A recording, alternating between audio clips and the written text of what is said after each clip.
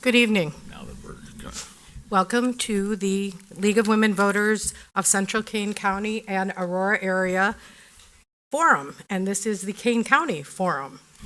My name is Patty Lackman, and I am Voter Service Chair for the League in Central Kane County.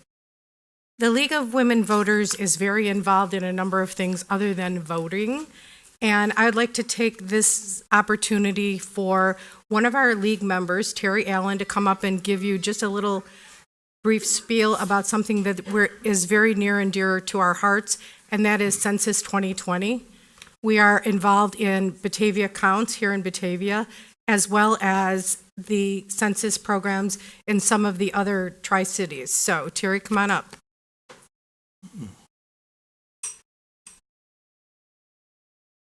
Thank you very much. We are encouraging everyone to be counted in every town in the United States, and the League is one of the point agencies for helping the United States Census Bureau complete this work. But every agency, every school needs to be involved, and if we want to encourage you to fill out the form. We want to, this is once a decade that it happens, and every person living in the United States needs to be counted, whether they're a citizen or not, if they're a little child or an elderly person, if they are living in apartments, every single person needs to be counted. And the reason is our tax dollars are already going to Washington, D.C., and to get our tax dollars back to do the work that it needs to be done, every person needs to be counted. And the planning that is done with the census is done, it helps plan for hospitals, roads, fire departments, and schools. Everyone in this room probably knows this, but share this information with other people in the grocery store, in the school, in the church, because I have talked to several people who say, I'm not going to do that because I'm afraid my information will be stolen. You know, they're afraid that they might be deported, but this is not the case. So please do encourage people to fill out the form when they get it. And in mid-March, you'll receive a census notification and you will, for the first time, there are 3 ways you can respond: electronically, in print, or in person. So they'll send you 3 postcards.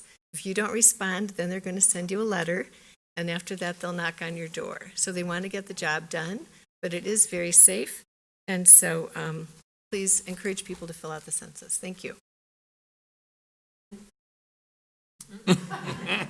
There is information on the table out there. If you have any questions, if you put your email down, we'll be glad to find out the answer to your question. And there's information about the census. This is going to be on the table out there too at the Santori Library, Saturday, February 8th, in the teen program room from 11 a.m. to 12 p.m.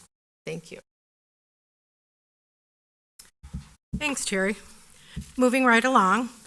Tonight's forum will cover the candidates for Kane County Board Districts 10 and 14, Kane County Board Chair, and we will have a word from one of the candidates for Kane County State's Attorney. The League of Women Voters does forums for contested races. Want to know how many phone calls I've had? And my phone number is unfortunately very readily available. Contested races are when someone has a direct opponent on this particular ballot. So for the primary, it is people that are in the same party that are running for the same office. So tonight we have 2 people from District 10, which is Batavia, most of Batavia, and they are on the Republican ballot for District 10, Kane County Board. So you say, isn't there a Democrat running? Yes, there is, and that person is unopposed. That person will be on the ballot. So that means these guys are in contested races. The Democrat is not. So you'll see whoever wins the races in the primary on the ballot in November with the person that is unopposed in the primary. Make sense? Okay.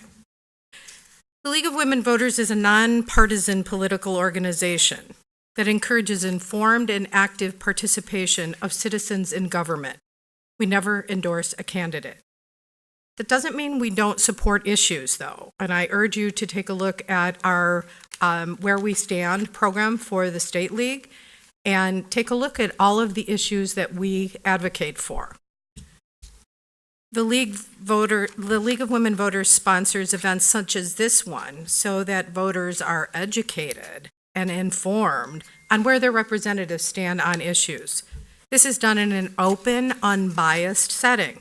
The League has very strict rules about such events, which will be described by our moderator, Susan Greenwood.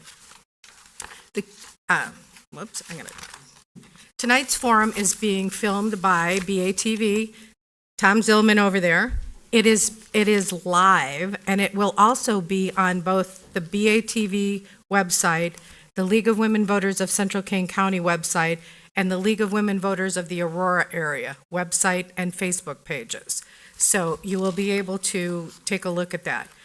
And now I would like to introduce our moderator, Susan Greenwood. Come on up, Susan. Hello. Thank you so much for coming tonight. I know that this has been a pretty crazy day with the snow, but all of you realize democracy is not a spectator sport. So I applaud you for coming and getting educated about the candidates and the issues. I want to assure you that I do not live in Kane County. I do not vote in Kane County, and so I am here to be very non-biased. And also, I have been trained to conduct these candidate forums. Tonight, we will be following the league rules for the forum. We will first, we will be asking questions that have been written by the audience. And so many of you have already passed out questions and passed in questions. I want to let you know that because of time constraints, all the questions may not be answered, and similar questions may have been combined. Here is the way that the forum will be conducted tonight. The candidates will each have 2 minutes to present an opening statement. Then they will have 2 minutes to respond to each question. And then at the end, they will have 2 minutes for a closing statement. Seated over here is our timekeeper. She will help us keep on track in the interest of time and fairness to each candidate. So she will hold up a sign for 30 seconds and then stop. I want to tell you that I will be enforcing these time limits because that's part of being the league. The league believes in fairness and being fair and equal to every candidate. The candidates are seated alphabetically at the podium, and I will rotate who has the chance to be first to answer a question. Now we're getting ready to start the program. I'm asking that all of you turn off your cell phones, and also candidates will not be allowed to use their cell phones or any electronic devices during the forum. Last, before we start, please do not respond or react to the candidates' answers during the forum. At the end of the evening, there will be time for a round of applause for all the candidates. Okay, and then just a reminder that tonight's forum is being recorded by BATV, Batavia Access Television. Our forum will begin tonight with candidates for DuPage County Board Districts 10 and... Oh, I'm sorry. I know where I am. I drove here. Candidate David Brown, you will begin with your 2-minute opening statement. Thank you. My name is David Brown, and I am running for Kane County Board representing Batavia and North Aurora. My wife, Marge, who is a retired school teacher here in Batavia, and I live on the west side of Batavia where we raised our family. I am a 6th-generation Batavian who grew up in a family of public service. I served for 22 years right here on the City Council as an alderman and chairman of the Committee of the Whole. As a small business owner, I needed to be goal-oriented, budget-minded, proactive, and resourceful. I feel that all these skills will be a positive effect on my decision-making on the board. As an alderman, I worked cooperatively with other members of the city council to provide a balanced budget and establish one of the lowest tax rates in the area. I was also very instrumental in the vision, the funding, and the development of Batavia's downtown streetscape, which included River Street and Houston Street. As your county board member, I promise that I will work hard for you, stay honest, and use common sense. I will take what I have learned from my extensive business experience and from all the years of representing Batavia's residents and apply it to all of Kane County. As your representative, I will work to maintain the lowest fiscally responsible tax levy and maintain and improve our transportation network, including existing roads, bridges, trail systems, forest preserves, and river frontage, as well as the intersection of Route 31 and Fabian Parkway. For us to accomplish these goals, we as board members need to bring a constructive, positive attitude to the meetings and decision-making. There needs to be a spirit of cooperation on the county board to make effective decisions. I think if you would ask Mayor Schelke and any of the 47 aldermen that I served with during my term on the council, they would tell you that I am the one person that can bring this to the board. Thank you. Candidate Mark Davost. Good evening. Thank you for coming, and thank you to the League of Women Voters and the Chamber of Commerce for hosting us. A traffic signal and leaf burning, as I recall, were what got my attention many years ago and set me on a path of serving with the county board. And I am happy to report that those kinds of issues are dealt with by a county board because they are as close to you as any level of government you're going to find. I'm happy to say that it's very responsive and it's here where you live. And I've enjoyed that for a number of years and want to keep doing the job. It's your streets, your courts, your jail, your clerk's office, all the things that are right here where you live. And we go about it in a way that does not match Springfield or Washington. We do balanced budgets, we fund our plans, and we tell people what we're doing, and then we deliver on it. We've had leadership like Mr. Lawson there in the second row that's helped us do that while holding the line on taxes and keeping the levy, where it is. We happen to be the entity that's responsible for sending you that popular property tax bill. Has our name on it, our logo on it. I've gone and asked, do we have to send it this way? And the answer was yes. But I encourage you to all look in there, and you'll find many line items, and we do our very best to be good stewards of the money. We can't control the whole thing because we're about 5% of it. But that doesn't mean we don't watch every penny. And I also discovered that when you are elected to the county board, you serve as a forest preserve commissioner. This was a very happy discovery and been very rewarding. I'm looking to keep doing both for you. Thank you. Thank you. Candidate Susan Starrett. Good evening, and thank you very much for the League of Women Voters for having this forum. My name is Susan Starrett, and I am the Kane County Board Representative for District 10, and I am honored to be your representative. When I first ran, I made promises. I've actually kept all my promises. The most important one to know is that I promised I would never vote to increase taxes, and I never have. Not only that, but I have also helped bring in money, not only to Batavia, over $665,000 to Batavia alone for projects that will come in here to Batavia. I've brought in over $590,000 into North Aurora. What that means is I'm actually doing my job. I also helped when I was the co-chair of legislative committee. I helped bring in over $3 million from the state, and that was to help with the unfunded mandates that they continue to send and hand down our way and then want us to pay for them.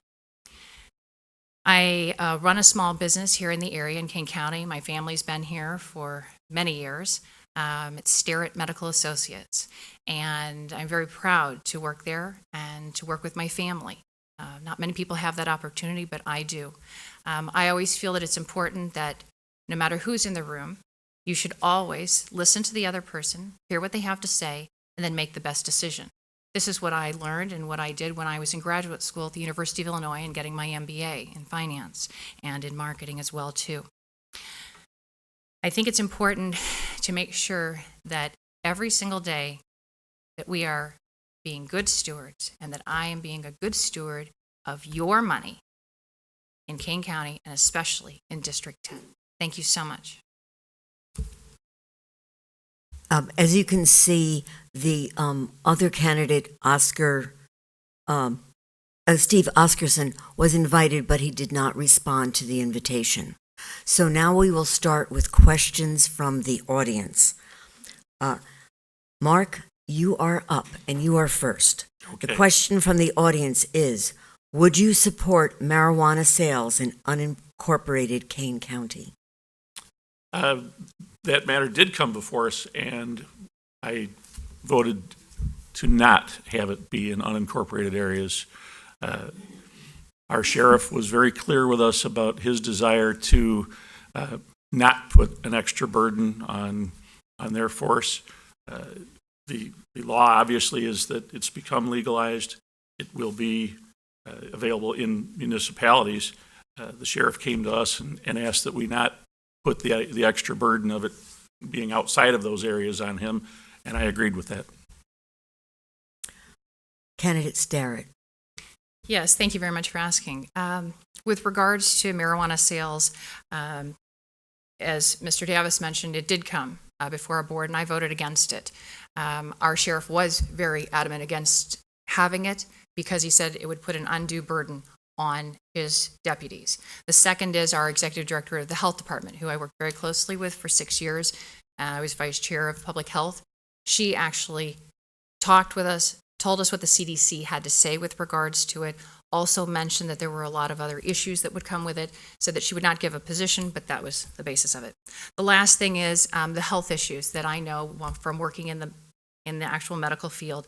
If you would ever like to discuss them with regards to information from the CDC and the Surgeon General that basically tell us, be careful, and you should not have it in your area. Candidate Brown. No, I would not support it. I've heard too many horror stories during my time on the city council when the discussion was brought up about whether or not we should allow it in Batavia. And those discussions always turned out with how tragedy came to certain families, a lot of families, and it all started with the use of drugs. So I can't support the use of drugs, therefore I can't support the use of selling drugs in our community. Thank you.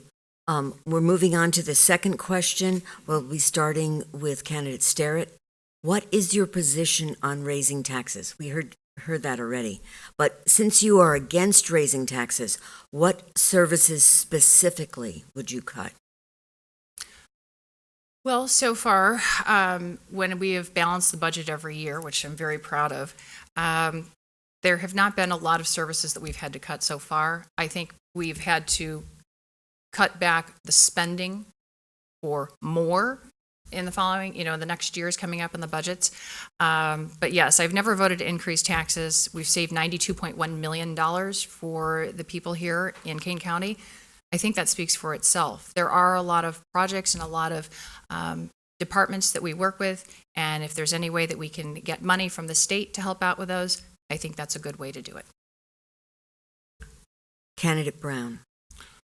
I can't speak of any certain areas that I think that we could cut and save money so we wouldn't have to save taxes. But what I would do if I were to be elected to the board is I would work cooperatively with the other board members and the staff to see where we could find efficiencies throughout the county government and what we can do to save so we don't have to raise the taxes. I don't think it's any secret that we all know that government does cost money to run and that you can't kick the can down the road. But what we need to do as county board members is, as I said, we need to work together to look for all the efficiencies we can find. We need to look outside the box and do what we can to keep the costs as low and as competitive as we can. The next question from the audience. Affordable housing is a vital issue across the United States. What would you do to ensure that affordable housing is developed within your district? Candidate Davis. Well, we would work with our development department, of course, but that becomes more of a municipal issue. It's not one that comes directly to us very often. I support the concept, and along with our director in development, Mr. Van Kerkhoff, we work with anybody that comes to us to try to make sure that we can assist them in providing those and give that opportunity to folks. Candidate Starrett. Yes, thank you.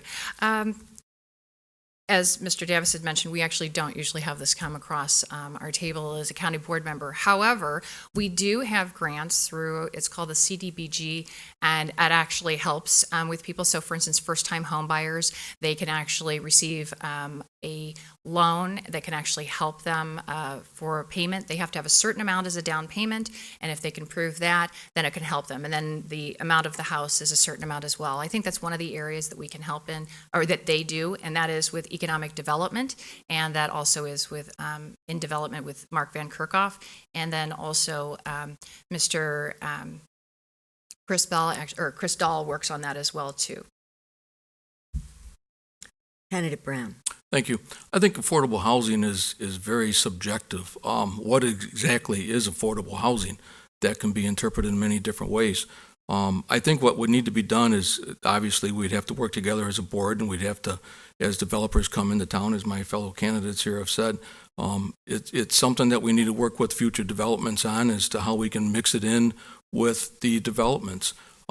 Certainly, we all need affordable housing. I think one of the other things that should be carefully looked at is where to place this quote-unquote affordable housing, because public transportation is what people in affordable housing need. So we would need to be looking very closely as how we can help those affordable housing areas locate towards public transportation so they can get to and from work. Next question from the audience. We'll start with candidate Starrett. What corporations or business owners have you received campaign contributions from? I have received none, ever. I don't take those. I think that it can become a conflict of interest, and especially if a vote were to come across my desk, I think that would be a severe conflict of interest. So I've never taken them, and I don't want to. Thank you. Candidate Brown. I've taken campaign contributions so far from a few different construction companies. My line of work is in the construction industry. I've been doing that since 1974. So actually, I'm very proud of the fact that a lot of the corporations that I've worked with throughout the years feel as though that they can put their trust in me and would feel like they can trust that I would be a good candidate for the board and are willing to support me. Candidate Davis. As a person that's in small business in the area, I've had an opportunity to get to know a lot of people in the in the business arena in our area, and have enjoyed their support. Typically, any contribution comes from those folks personally, whether they be involved in an engineering firm or a landscape company or fellow manufacturer like myself. So that, of course, we're talking relatively low dollar amounts, and it's been helpful, and it's nice to have their support, but I don't think has been anything that's risen to a level of conflict. We're going to start again with you, Mark. What is your position on gun sanctuary status for Kane County?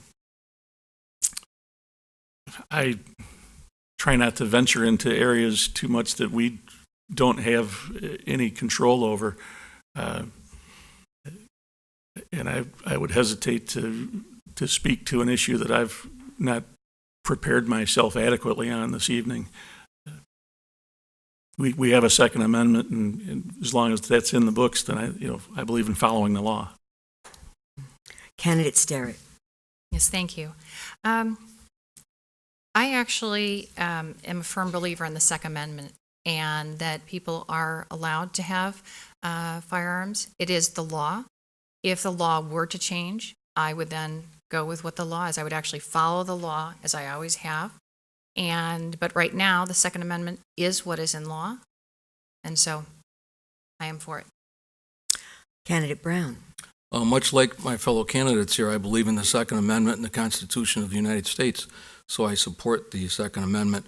But I think, as Mark mentioned here, that's something that we really don't have much control over at the county level. So as a county board member, I think what we should be doing is concentrating more on working with our public safety officials and helping them in any way that they say they need help in this arena.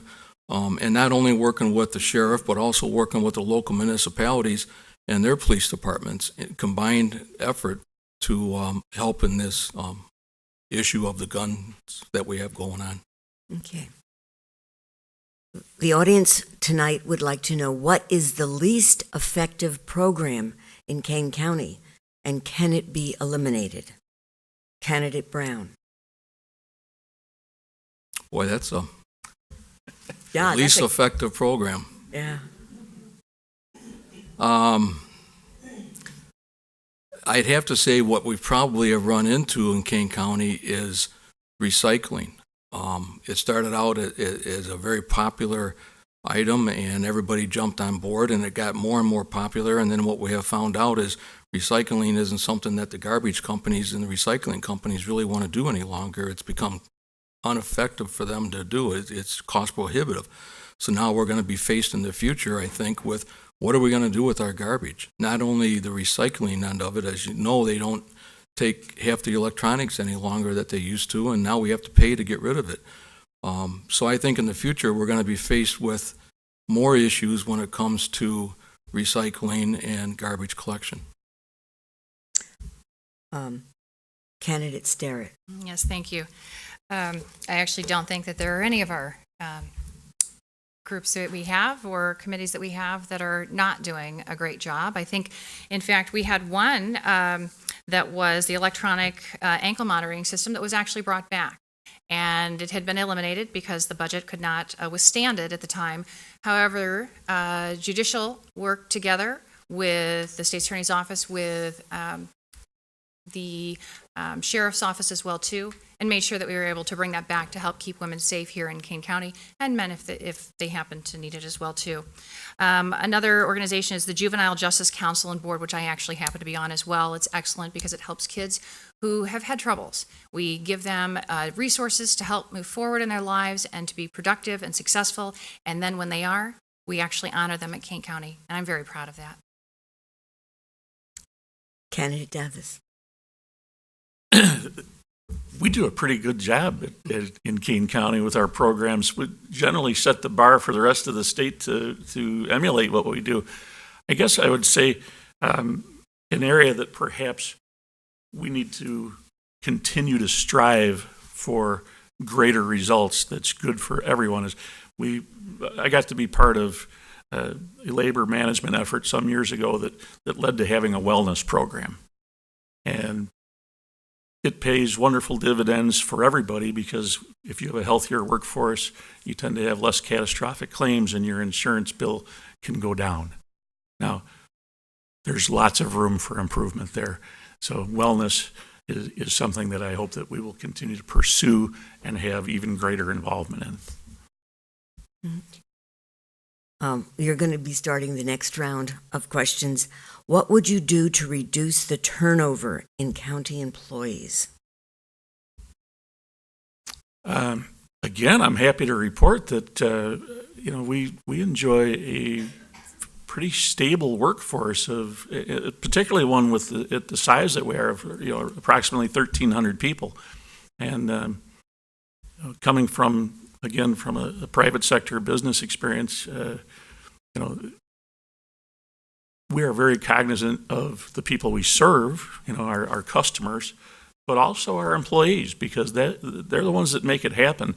And we have a lot of good programs, a lot of good communication to help keep them informed and happy with their work.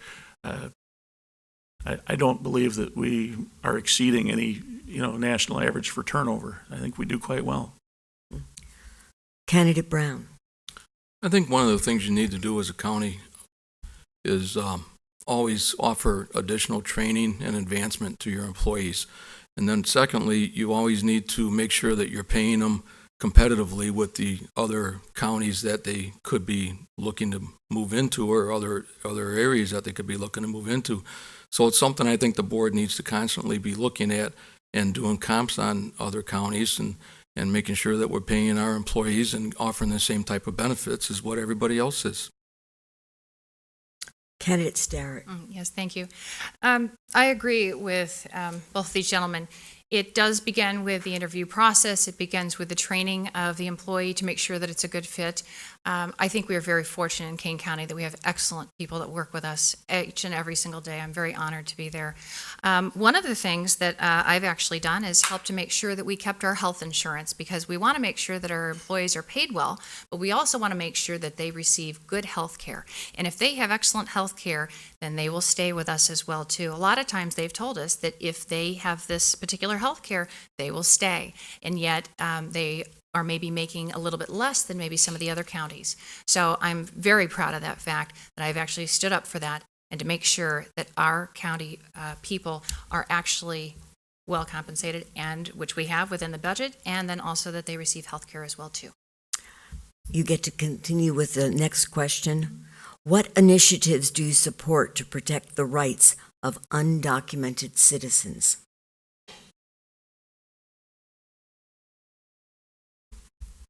Well, I would say that the first thing that we're doing, I think, with regards to our census is the fact that we're making sure that people that are coming forward and telling us that this is, they're actually going to be counted, as the lady said before in the very beginning with regards to that. I think that's a very important thing as well, too. It's actually not something that we deal with, though. We don't deal with that on a regular basis. I wish we had more purview in certain areas, but we don't. But I think that as long as we are a community that works together and helps those that are in need, I think that's the best that we can do. Candidate Davis. We enjoy a community here in Kane County that is law-abiding by and large. And public safety, if you go to our website where all of this information is available, you'll find that that's the largest part of our budget. Transportation projects aside, within our main purview, public safety is a big part of what we do and of our budget. And all things in that arena are meant for all members of our community. So we follow the law, we do our best to keep everybody safe, and that's what's within our purview as county board. Candidate Brown. Much like the other candidates, I believe that this isn't something that has really necessarily been brought down to the county issue at this point in time, but it is something that I would be willing certainly to work with the other board members and the district attorney or whomever it might be, the state's attorney, to see what it is that we should be doing and follow through with what the law requires. Another audience question. We're going to start with Mark Davis this time. How would you address the lack of public transportation within the county? I guess I'm not sure I would characterize it as a lack of public transportation. We have some wonderful systems available.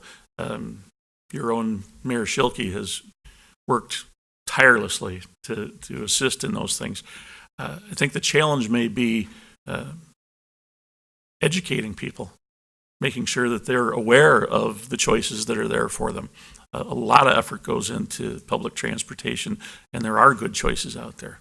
So we'll just have to keep making sure that people know they're available. Candidate Brown. Yes, there are a lot of choices out there, and they're very well underutilized, as a matter of fact. You can watch the pace bus go up and down around the road quite a few times a day, and there's maybe one, maybe two people in it. Education is important to inform people that it's there. I think the county would be in need to work more closely or continue to work closely with PACE on future opportunities. You see people standing out at a Pace bus stop right now where there's no bus stop. It's just a sign alongside the road and there's a ditch and there they are standing in it. So improving that could be an opportunity for those people. And then also, as I mentioned earlier with affordable housing, to start looking at ways that we can get some of these housing areas closer to the mass transportation so that they will actually be able to use it. If they have to walk a mile to get to the bus, they're not going to do it. If they can walk a block to get to the bus, now they're going to start to use it. And candidate Sterrett. Yes, thank you. Actually, our KDOT, so that's the Kane County Department of Transportation, has worked with our health department and also worked with our development department as well too, and they help build shelters along Randall Road. So the Randall Road corridor actually has a very long stretch where it starts in, I believe it's in Aurora, and goes all the way north to St. Charles, possibly even further up to Elgin. So there is one that is actually being utilized, and there are quite a few shelters along the way on Randall Road. I'm actually quite proud of that, the fact that we've come together to help people. Is there room for improvement? Always. In anything that you do, there is always room for improvement. But that I'm very proud of those entities coming together and that we were able to begin at least that process. The audience tonight wants to continue to talk about transportation. So, candidate Sterrett, if you would help us learn what you would do to prioritize pedestrian and cycling into the transportation planning in the county. Well, it's interesting. I've actually had some of my constituents have called me. So some of the people here in Batavia have called me and have said, you know, we would like to have a particular area that has walkway or for pedestrians and also for bicycles as well too. And we would like some help with the Forest Preserve and how can we work on this area. So I've actually reached out to not only our Department of Transportation, to Carl Shadle, who's the head of it, but then also with our Forest Preserve as well too with Monica Myers. And they have actually worked very well with the constituents every time that they've asked with helping those areas. I think it is important to have good areas to walk in that are safe. And I think that that is what constitutes, now with all the new roads that are being put in, there have to be actually sidewalks put along the way and larger and wider streets, which actually Route 31, anyone's ever been on that, you understand, it needed to be a bit wider, so they did, they widened it. So those are some of the things that they've done so far, but I think we can definitely continue on that. Mm-hmm. Candidate Brown. Priorities of transportation is certainly something that I'm very, very concerned about, particularly the bicycling community. And I don't know how many people in this room are aware of it, but Batavia is kind of the hub right here of the bicycle paths going through the county up and down the river area. There's been counts done during the summer, and on a Saturday or Sunday, there's as many as 5,000 bicycles that go through Batavia right here on the bicycle paths. But what needs to be done, it's great to build these bicycle paths, and thank God Phil Elstrom many years ago started it out. But what needs to be done is we need to maintain them. We need to make sure that we get in there and resurface them when they need to be resurfaced, and make sure that that's being done. There's a bicycle commission also formed here in Batavia. I'm not sure if there is one anywhere else in the county, but those are people that we should be relying on also as to what kind of needs they see coming forward. And candidate Davis. Again, Kane County has been a leader in programs that speak to these kinds of issues. I remember when we first started with the 2020 program and introduced this concept, which again was led the way for counties all throughout, not just Illinois, but the country. And of course, that continues to evolve and become 2030 and 2040 plan. And it brings together transportation and health and development and energy and environmental so that there's, a group effort that's addressing, transportation, including pedestrian activity and design and corridors that will address those things. We've put ourselves on that path, if you will, and continue to do it. There will be a 2050 plan before you know it. This will be the last question before we go to closing remarks. And we will start with you, Candidate Davis. What do you think is the main problem facing the county board, and what would you do to solve that problem? County board, as I mentioned in the opening, is really the closest level of government to you in many ways. So the problems we face are the problems that you face. It's our community, and it changes from season to season, from year to year. I don't know that we can say any one thing is always going to be the most important, other than to be responsive and to be responsible. Communication may be our greatest challenge, to let people know what services are available, to let them know that there's a trail or a program to help with a mortgage or teach you about refinancing something. Our job will always include having to help educate people, to get the message out, to communicate with them about what your local government can do for you. Candidate Starrett. Yes, thank you. I actually believe that our number one issue is taxes. As I walk door to door, I talk to people. I ask them, what's most important to you? They usually say taxes. We don't want our taxes to go up. They say, well, can you have anything to do with, say, the school board? I said, no, I'm very sorry. I am not on the school board, and those people are very lucky to be doing that. I think it's a wonderful endeavor. But for my part, I think it is keeping the taxes down for the people here in Kane County and actually in for District 10. I think that makes a difference. I think we need a break in the area. We have needed it. We've needed that for a long time. And to every person that I talk to, that's what they talk about, are taxes. They don't want to pay more taxes that will not be coming back to them as well. And I don't think it's fair to the people here in District 10. Candidate Brown. I couldn't agree more. The budget is probably the most difficult thing going on in the county.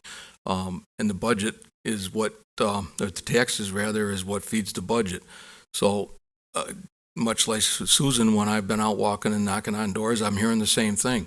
Our taxes are very important to us. We don't want to see them raised. But yet at the same time, they want to keep the same services that they're currently enjoying, and they would like to even see more services. So that has got to be probably the biggest challenge for the county on a daily, weekly, monthly basis, is being able to balance, being able to evaluate and bring economics to the whole table and keep the taxes down. And now is time for our 2-minute closing statement. Candidate Starrett, would you start? Yes, thank you. Yes, thank you very much for having me here this evening. My name is Susan Starrett, and I am your Kane County Board Representative. I'm very honored to be your Kane County Board Representative of District 10. When I ran, I made promises, and I've kept all of them. The most important being that I would never vote to increase taxes, and I never have. And in fact, I'm the only Republican that is running that has never increased taxes in my position. And that I have also make sure, as I mentioned earlier, that I have never taken money from entities or from developers that would be coming in front for a vote for me. I guess I found out this evening that maybe I am the only one here that would not do that. I don't feel that it's ethical. I have saved taxpayers $92.1 million when I helped freeze the tax levy, and I have brought in over $665,000 into Batavia alone and over $590,000 into North Aurora. As I said before, that means I'm doing my job in our district. I helped bring in over $3 million from the state to help pay for unfunded mandates that they handed down to us to pay. I think that's important. That means I'm telling the state, you need to help us out. I work on the Mental Health Council and Task Force. I have worked on reducing recidivism in the jails, meaning people returning to jail. I've been working so that people do not return to jail. I also am on the Juvenile Justice Council and the board to help the kids who need our help in the area. And I'm proud of this council and the board, and we also honor those kids when they are successful in life. I'm also the secretary of the Kane County Forest Preserve, and I'm very proud of that. I want to thank you for making me your Kane County Board Representative. And I ask you today to vote for me, for Susan Starrett, for your Kane County Board District 10 representative. Candidate Davis. Well, Thank you again, everybody, for being here. I've thoroughly enjoyed this job for a number of years. I approach it with the experience of a number of different kinds of work in my life, whether it was, physical labor and, building and trades, or a public safety arena with the Department of Corrections. And I guess most importantly, a family business, a manufacturing firm, that means that when I talk about sharpening the pencil or watching your dollars, it's not just campaign rhetoric, it's a way of life for me. In the small business world, and our company's been around since 1947, and no, I was not there at the beginning. Those are the kinds of things you face every day. There's no passing the buck, there's no bailouts. So I deal with insurance, I deal with customers, I deal with employees, and all the things that go with making sure that you survive in the business world. I try to bring that to county government, because that's the way you need to approach it there too. But it's very rewarding because it's here in your community. I've served in District 14 and plan on continuing to do that. I enjoy my work at the Forest Preserve as your president pro tem and the chairman of the Finance and Admin Committee there. So all the things that we do are geared to serving you and doing it in the most efficient, effective way we can. That's what I hope to keep doing. So if you aren't in District 14, go find somebody that is and tell them to vote for Davis on March 17th. Thank you. Candidate Brown. Thank you. I want to thank the League of Women Voters for hosting this event tonight. And I also would like to thank BATV for televising it and recording it. And then lastly, I'd like to thank the City of Batavia for providing this facility for this event to take place tonight. I have loved the years I spent on the City Council in Batavia. I now want to serve the residents of Kane County. The city, this district, this county is my home. I have lived here my entire life. It's been the home for my family for the last 6 generations. You are all my friends, you are all my neighbors, and I want to do what's best for all of us. I am passionate about our county community, and I am eager to represent District 10 as we work to continue meeting our commitments and our goals and go after our priorities. With the cooperative effort of our county government, we can be effective in implementing a fiscally responsible budget, improving infrastructure, and promoting environmentally sound land management. As someone who has lived here all my life, I understand the past, the present, and I feel I could have a good impact on the future. We need a representative who understands our values and has vision and can work in a professional, cooperative manner. If elected, I will bring my work ethic, my passion, my commitment, and my vision to maintain and enhance the quality of living that the residents of Kane County and District 10 expect. I am Dave Brown, and I hope you vote for me on March 17th. Thank you. Thank you very much, candidates for the Kane County Districts 10 and 14. Before we continue tonight with candidates for the county board, I would like to ask Jamie Mosser to come up. She is the candidate for Kane County State's Attorney. The other candidate is ill and will not be able to come tonight. So if we could have a 2-minute. I have one other quick request. Oh, sure. My lovely bride is home ill. I had to hide her shoes and coat to keep her from coming. Oh. She made me promise that I would find a volunteer to take this phone and get a picture while I'm still sitting up here. So, so anybody? So you can do it then. Did you open it up? I was looking at you, Chris, because you were right in front. You were good. Did you open it? I didn't, but Oh, she just seemed. you? Just you? No, you guys. Oh, okay. Look, oh yeah, We'll looks just- like. we're still doing it right now. That way it doesn't look like I was here by myself. And let's have a round of applause for these guys.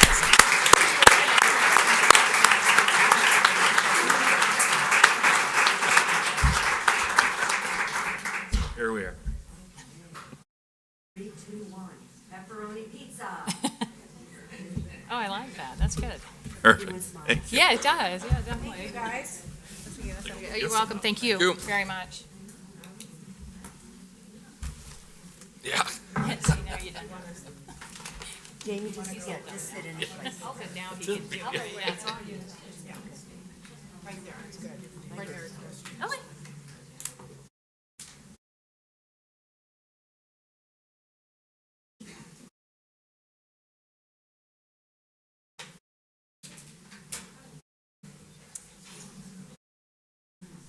Thank you, Jamie. So good news, instead of having two lawyers pontificating for the next 40 minutes, you just have one, and they've limited me to 2 minutes, so here I go. My name is Jamie Mosser, and I'm running for Kane County State's Attorney. I was a prosecutor here in Kane County for 10 years, 2 years prior to that in New Orleans. For the last 5 years, I have been working in the Kane County community as a family law attorney, which I quickly realized I will never do again because family law is crazy. And then I went into civil law, a little bit of real estate law, and a lot of volunteer work. I work for Prairie State Legal Services, where I help people who were had lower income, who were elderly, or who were victims of domestic violence and sexual assault. So why am I running for Kane County State's Attorney? I'm running because the one job that I had the most passion for was being a prosecutor here in Kane County and in New Orleans. And I made a lot of difference when I was there. And I know that as the prosecutor in Kane County, I can make even more difference. Criminal justice reform is something that's important, and it's something that's coming throughout the United States and definitely here to Kane County. And that is something that I can bring because of my experience within the office, because of my experience as a prosecutor, and because of my practical approach to criminal prosecutions. When I was in the Kane County State's Attorney's Office, I created a domestic violence diversion program that really helped abusers be accountable and victims to be given their voice back. I also created a cyberbullying program where we went into the schools and we talked to our kids about cyberbullying and sexting and what can happen if they're brought into the juvenile court system. And while 2 minutes is certainly not enough for me to explain to you all of the criminal justice reform I want to bring, I will wade through all of this through our Kane County Board chairperson so I can answer the questions in person. You can also go to my website, which is www.mosserforkanecounty.com. I'm on Facebook, I'm on Instagram, surprisingly, I'm on Twitter. I'm not that great as the president is on it, but answer the questions, send me your emails. I am more than happy to answer how I will do more for Kane County. Thank you.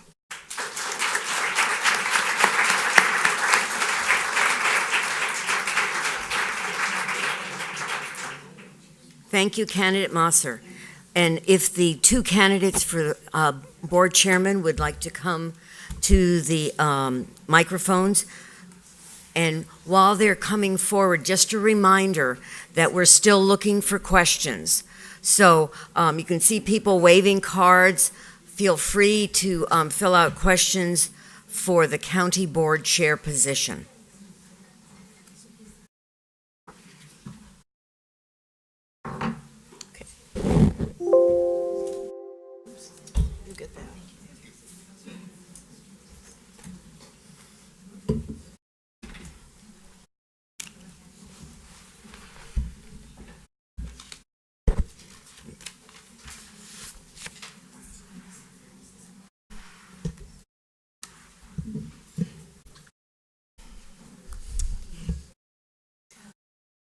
Thank you. Now we will start with questions for the, we will be starting with the discussion of the county board chair position.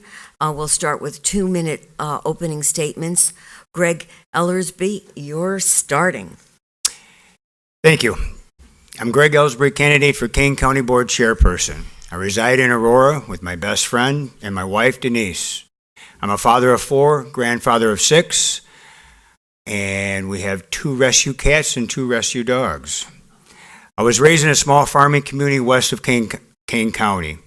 Out of the many leadership role positions I have held, the roles of treasurer have been the ones that I am most proud. Within 12 months of taking over the finances of my union, which was hemorrhaging money and severely in the red, I was able to turn around the bottom line and place the finances strongly in the black. This has been consistent for the last 5 years. Last year, we increased our revenue by 95% from the previous year. But budgeting is more than bean counting. It's also about evaluating our values. As County Board Chair, I will facilitate conversations with citizens, give them a voice, and listen to the values that matter to them. I will hold town halls throughout the county in order to give constituents a seat at the county's table. I will create a labor management cooperation committee in order to have conversations about the work environment within our county. Listening comes first, and then we can budget according to the community and the county values. Those values might be supporting county employees, promoting green initiatives, and creating accessible health and mental health care services, values that I believe we must be willing to discuss. I'm willing to have conversations about what it will mean to implement those values. Leading an economical and socially diverse county means that there will be disagreements. But we do have a common life together, and I believe that having these conversations will lead to a better path forward. The chairperson's role is not to control the conversation, rather that is create the opportunity for constructive debate and decision-making. Thank you. Candidate Corinne Pirog. Thank you. I would like, first of all, to thank the League of Women Voters for having us here today and for this important discussion. Last year, I was looking for a way to give back to the county. Recently, my husband and I right-sized, and we moved here to Batavia. We enjoyed the walkability of this community, and I began to consider what my next opportunity would be. As a small business owner of a consulting firm, Sustainable Leadership Solutions, I produce professional solutions for supporting not-for-profit organizations, including board development and financial leadership. I bring years of experience to board management. My working experience is strengthened by my education, an MBA from Roosevelt University, which will further enable me to understand and manage the financial and economic policies of our county. My civic efforts include actively participating in community and local boards, like the St. Charles Board of Education, where I served for 8 years, the St. Charles Housing Commission, which I am still on, Age Guide, formerly known as the Northeastern Illinois Area Agency on Aging, the Business Enterprise Council, I was appointed there by Pat Quinn, former governor, and I'm also the founding chair of the Kane County Democratic Women. All of these community experiences have led me to this opportunity to be next Kane County's board chair. Kane County is strengthened by its diverse population and is graced with historic cities, open lands, and farms that cascade through the Fox River. It is a county of strong schools, culture, and pride. As your next Kane County board chair, I realize that we are going to be faced with greater responsibilities because Kane County is facing a fiscal and economic and environmental time of change. Thank you. I saw that 30 seconds. Well played. Perfect. Thank you very much. We will now be starting questions from the audience, and we will start with you, Corinne Pirog.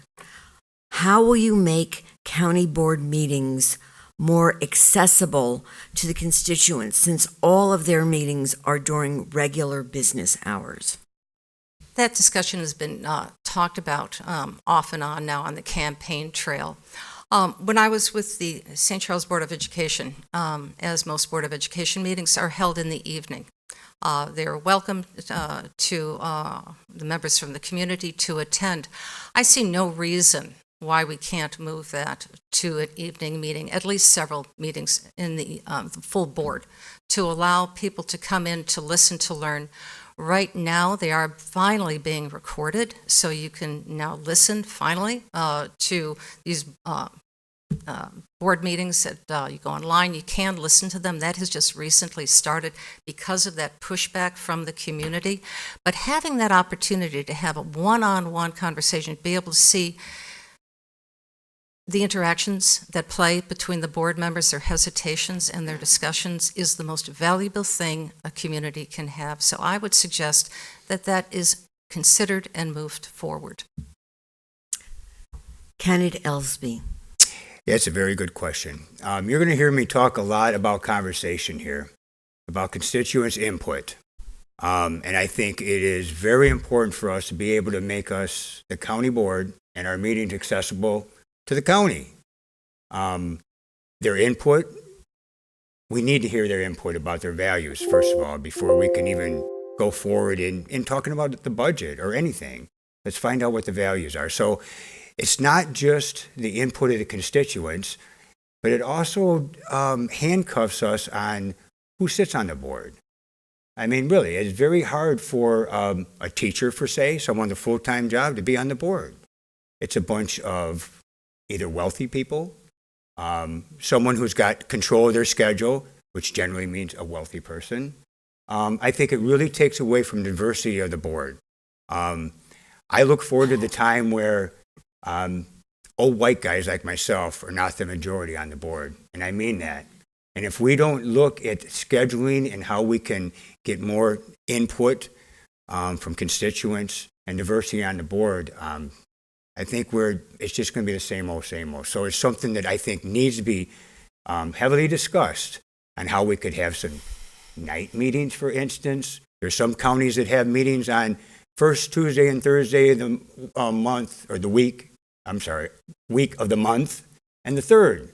So it's 4 calendar days in total, instead of spread out in 15 calendar days. So it can be done, but it's going to be a tough conversation because it's something we're not used to. Moving on to the next question from the audience. What is your plan to address gun violence, and do you support a ban on assault weapons? Candidate Ellsbury. Close enough. Sorry. I'll answer to just about anything. Greg. You know what? First of all, I do not see that as a county issue necessarily, but I'm going to tell you my personal feelings on it. I think we need to have some heavy, again, conversation about gun safety. I didn't say gun control. I believe in the Second Amendment. I grew up in a small farming town. We shot pheasant, we shot deer, we were hunters. I understand that. I understand protecting our families. I do. But really, an AR-47, let's have that discussion, first of all. I think the biggest thing I could do in the county as chair is support, again, I heard it said before, our local officers, our county officers, and get their input. First of all, there's laws on the books. I live 5 blocks from Henry Pratt, and I don't even want to go there because I'm telling you, it still breaks my heart. But I'm going to tell you one thing. People that shouldn't have guns, we got to work on getting guns from them, because we have laws out there and we seem to just be either numb or we don't want to talk about it. So let's talk about it, right? AR-47s, seriously? Not a big fan. Candidate Pirog. I'll start with the AK-47. The county has no jurisdiction in that matter, so I can give you my personal opinion, but as county board chair, I have no say.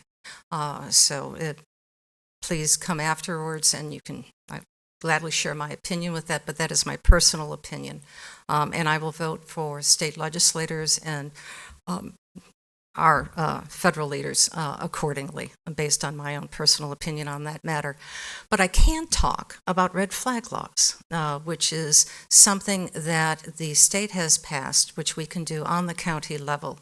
Right now, if you're familiar with the red flag law, if you have somebody in your house, could be your brother, could be a loved one, or a neighbor who is acting strangely and is threatening to commit violence with a gun, and you feel that you are going to be injured, you can go to the state's attorney's office and ask them to have a hearing and have that gun removed from your house because you feel threatened.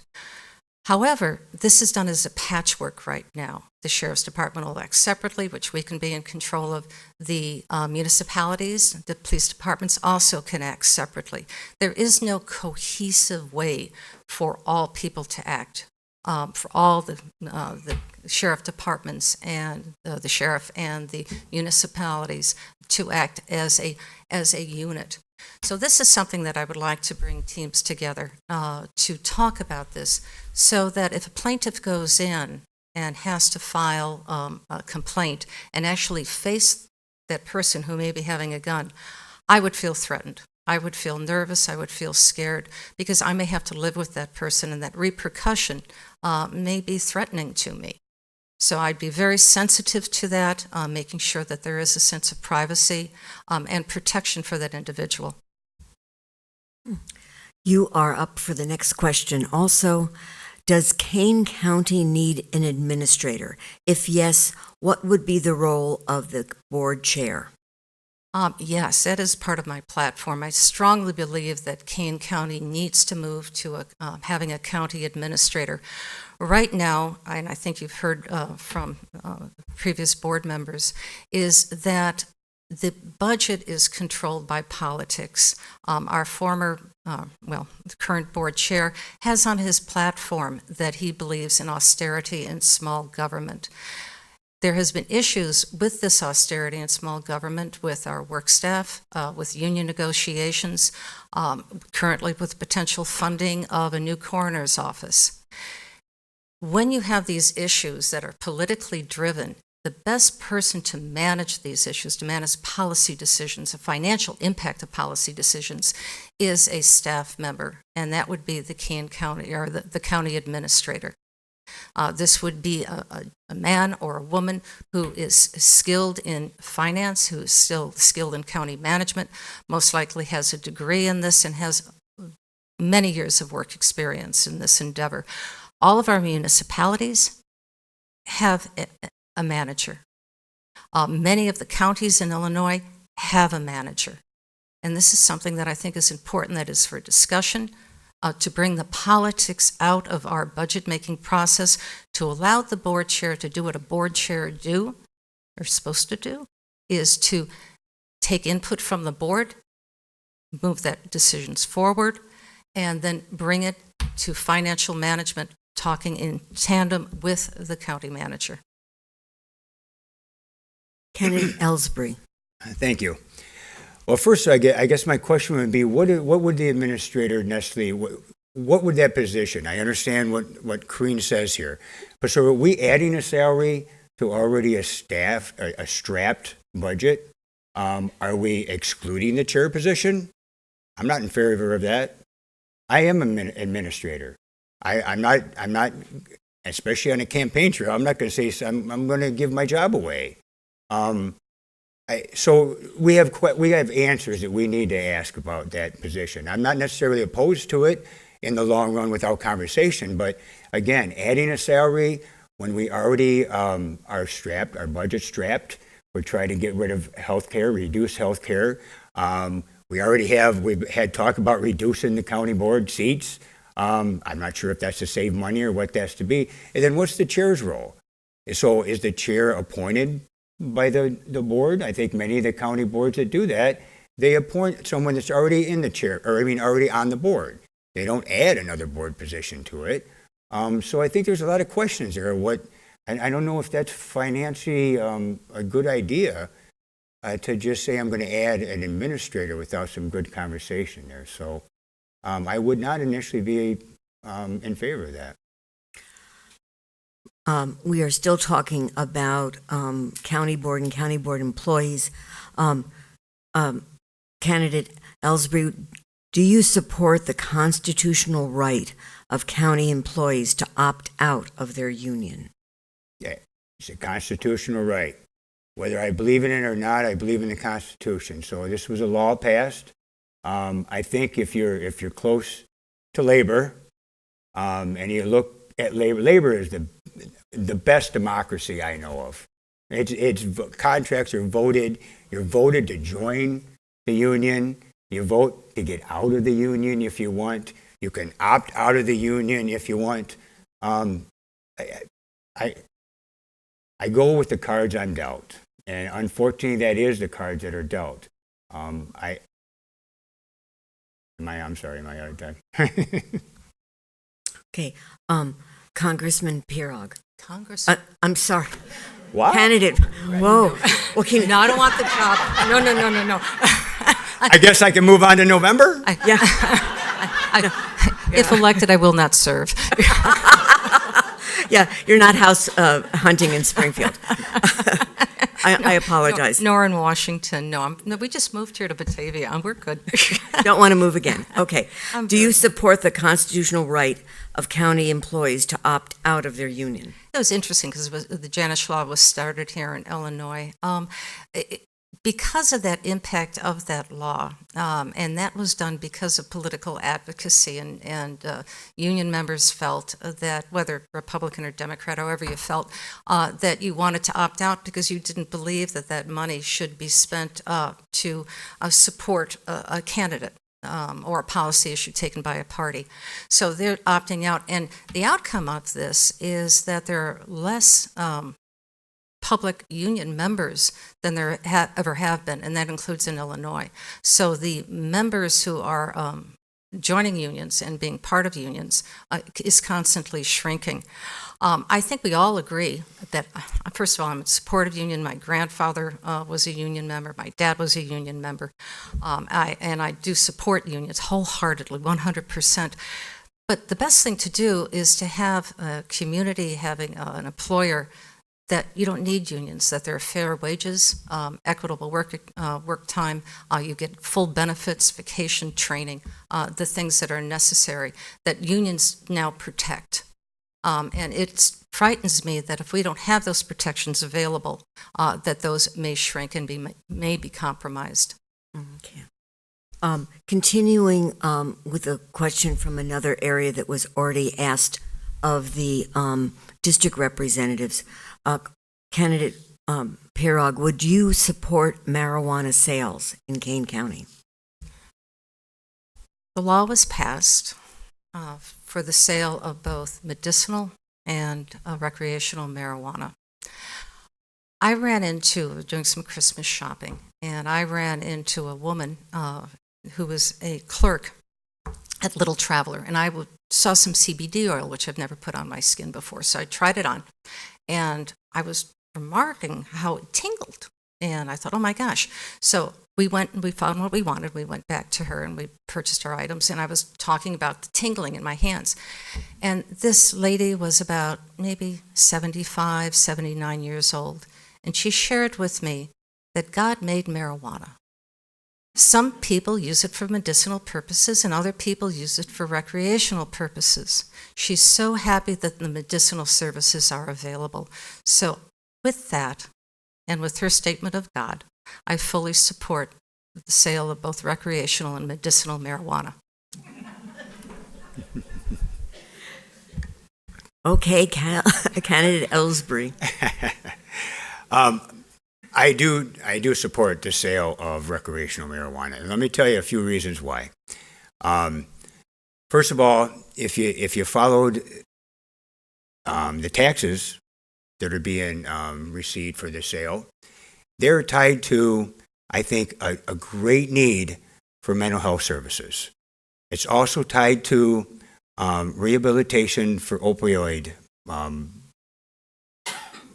for the use of opioids, the concern we have for that.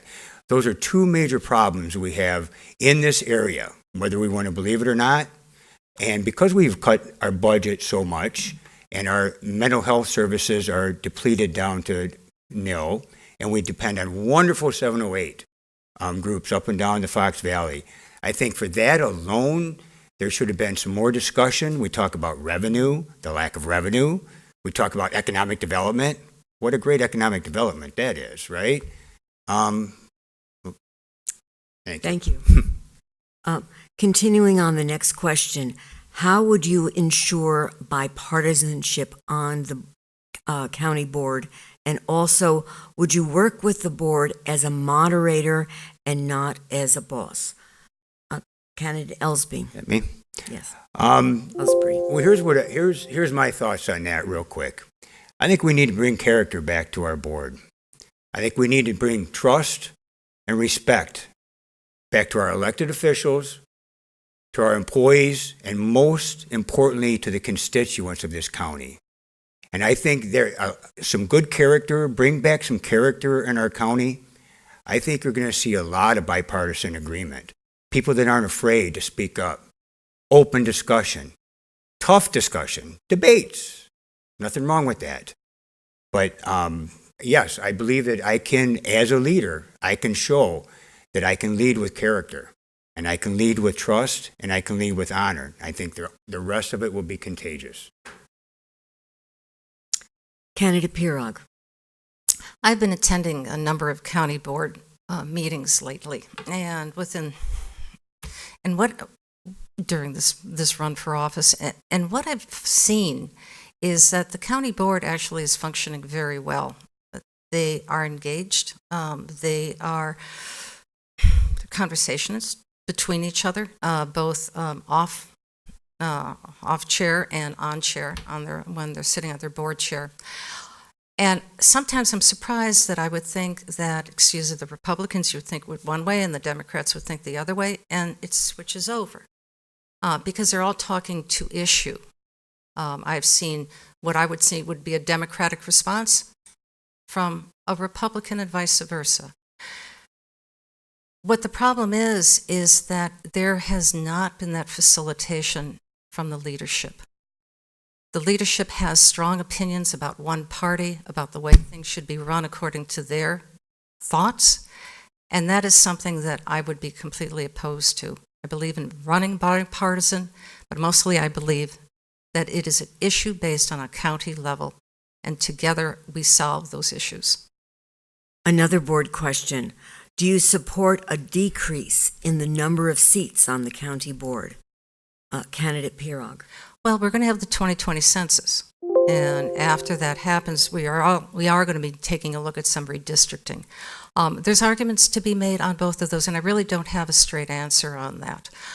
If you have 24 members right now, there are less population and more representation.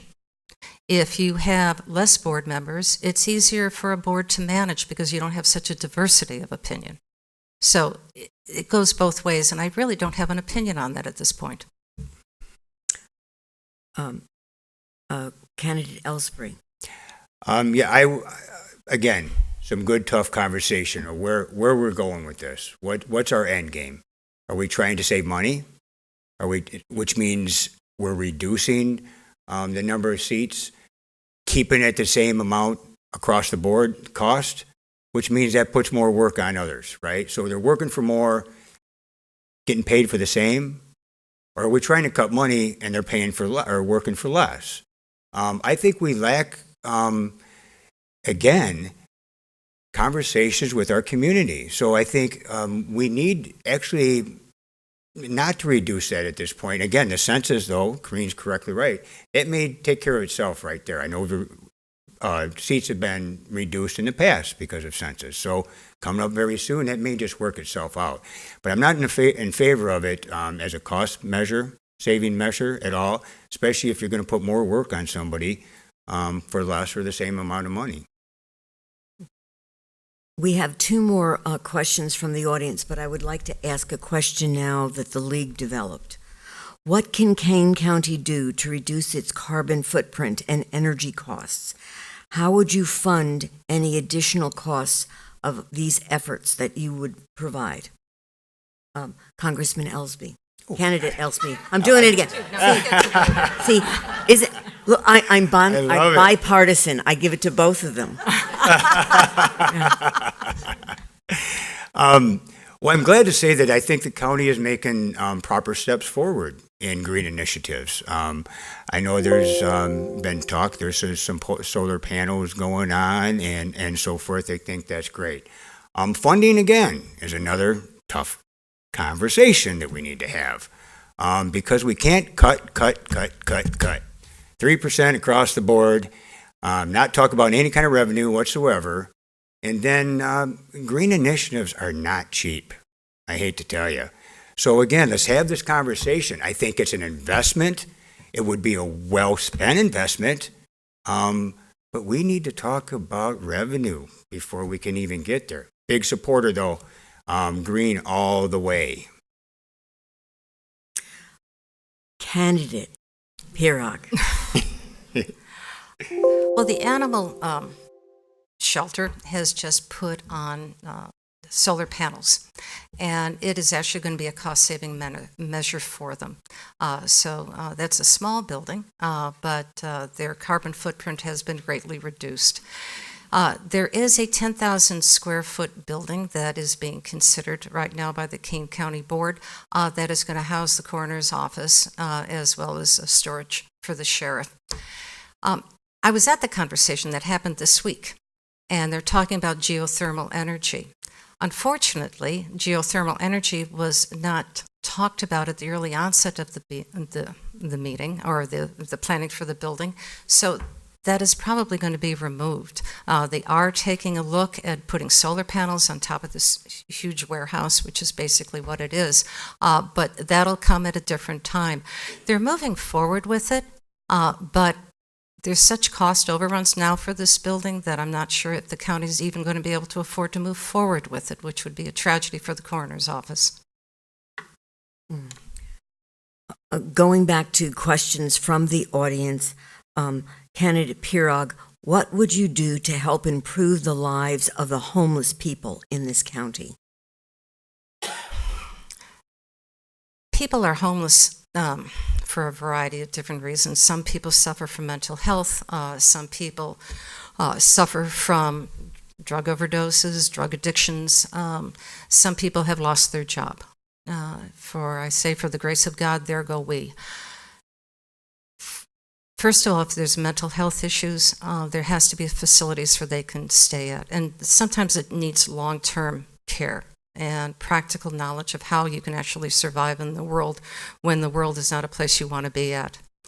If you are homeless because of reduction of job, of income, you may have gotten a divorce and your husband left you with nothing with 3 kids, and you live in your car, there has to be housing for women to be able to move forward, to stabilize their lives, and to gain their own self-respect. So it's a complex issue that it doesn't have an easy answer. I see my time is up. The last question from the audience tonight. Well, now, could I give Oh, it a I'm shot? sorry. That's okay. It's okay. Yeah. Homelessness, several layers going here. Queen's right. Mental health issues are a big concern. Dependency issues are a big concern, something that we have to address for sure. I'm very proud of the city I live in, Aurora, who has embraced homelessness. We're not afraid of it. We know it's there. Many of us, maybe in this room, are a paycheck or 2 away from being homeless, and that's not a joke. I represent working families as a living, and such as the probation officers that were on strike for 43 days. The reason they went back to work is because they were missing their second mortgage, and they were going to be homeless. This is something we need to talk about. As a county, we should not play games with our employees and their income and their benefits. The other one, benefits. Being a cancer survivor, if I didn't have good insurance, I'd be homeless. Bottom line. So we have to have these tough discussions. There's many, many layers to homelessness. Now the last question, and I apologize for not giving you the time right away. So we're going to start with you, Greg Ellsby. Many government leaders are supporting undocumented immigrant rights. What would you do in Kane County about this? First of all, I don't even like to talk about undocumented immigrants, right? These are refugees, all right? Let's get real about this. These are beautiful, hardworking people that come to this country, the dream that all of us have been able to take and take advantage of, and we try to make them look like criminals. Are we kidding? Seriously. Undocumented immigrants is what we call them. That's a shame right there. They're refugees. And when it comes out of my mouth, it's going to be refugees. We're here to help them. So we embrace them. We help them get employed. We help them be documented, as you say. And we go from there. They're great people. They're the backbone. Every one of us is a part of a refugee, an immigrant. We wouldn't be here unless you're a native Indian. Sorry, we all came from there. Look at all the wonderful people here. Look what we've done. So we support them, we embrace them, and we listen. Candidate Pirog. If we're talking about having us become a sanctuary county, we're going to have a lot of pushback from many communities. However, how we practice the philosophy of being a sanctuary county happens at the jail and happens at our schools. As a former educator and school board member, all children are welcomed without question. You're there to learn. We don't ask. It's none of our business to ask. You're a child. The parents are there. We're there to help you. The same thing happens with the county jail. They're not asked. And if ICE comes in, unless there's mandate and they have a warrant to be able to take this individual out for some other crime, that discussion does not happen. I'm the second generation of immigrants. My brother has done some research on our family immigrating here from Poland, and I have to say in all honesty, although I was born here in the United States, I don't think that my grandparents had documentation to become citizens here in Chicago. I have no proof. And I'm running for Kane County Board Chair. So this concludes the question portion of the forum. Candidate Pirog, if you would like to do your closing statement. Absolutely. I stand here and thank you. I stand here as an independent voice whose support comes truly from the community. I'm not supported by labor organizations, nor am I supported by the endorsement of an incumbent. My platform is fourfold. It is time to spend our money wisely. My father always told me to buy the best product you can afford, for it will last a very long time. It is time to remove the politics of austerity from Kane County's budget and plan well for the future. It is time to build trust and respect. I was asked the other day if I, as every other politician, will make promises that I don't intend to keep. And I promise you that I will lead representing the policy differences represented by our diverse community. And I will lead with integrity and honesty, for my family would expect nothing less from me. It is time for collaboration. Our leadership must be based on facilitation, and our communities and our mayors and our leaders must be brought together to talk about the issues facing Kane County. And lastly, it is time to preserve and protect our natural resources.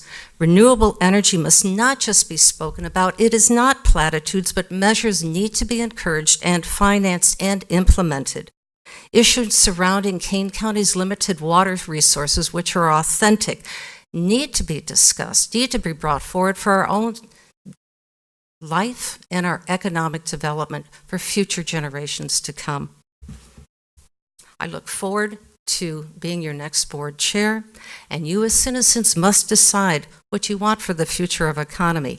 I stand in front of you, or sit in front of you, simply as a concerned citizen, and ask you all to join me as we march Kane County forward. Thank you. Candidate Ellsbury, your closing statement.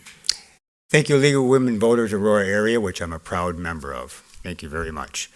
2020 is not just the start of a new decade, but it's also perfect vision. 2020 is the year we clearly see our way forward. A new year is a time for reflection and resolutions for many, and even more so this year. I've read many social media posts about the past decade's significant events for that individual with frequent comments they never would have foreseen how life played out.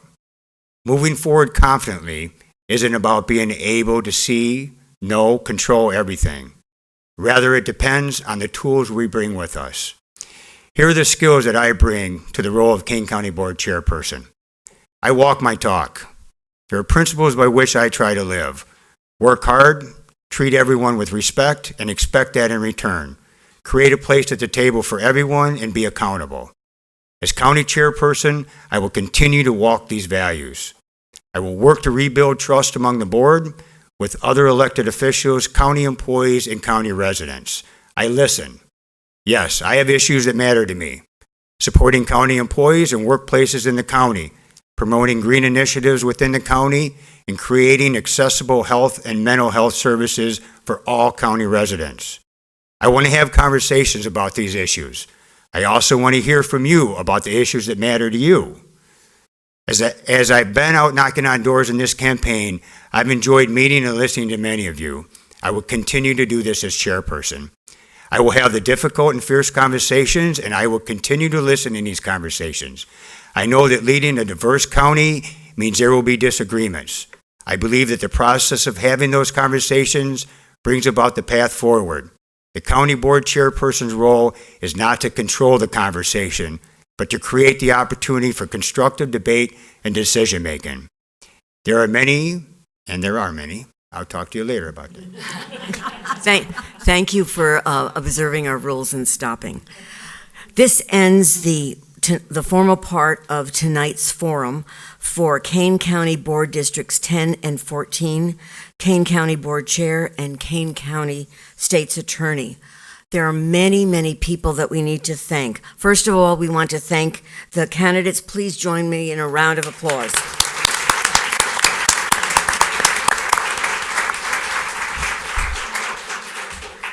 And I also want to thank you, the audience, for being here and asking excellent questions. Remember, democracy is not a spectator sport, and you are here learning about the issues. And since it's not a spectator sport, I urge you to vote on or before, because you can do ballot by mail before the primary, which is March 17th. And then also, I would like to thank BATV for broadcasting this forum and for the two leagues that got together to put this forum together. Thank you and good night.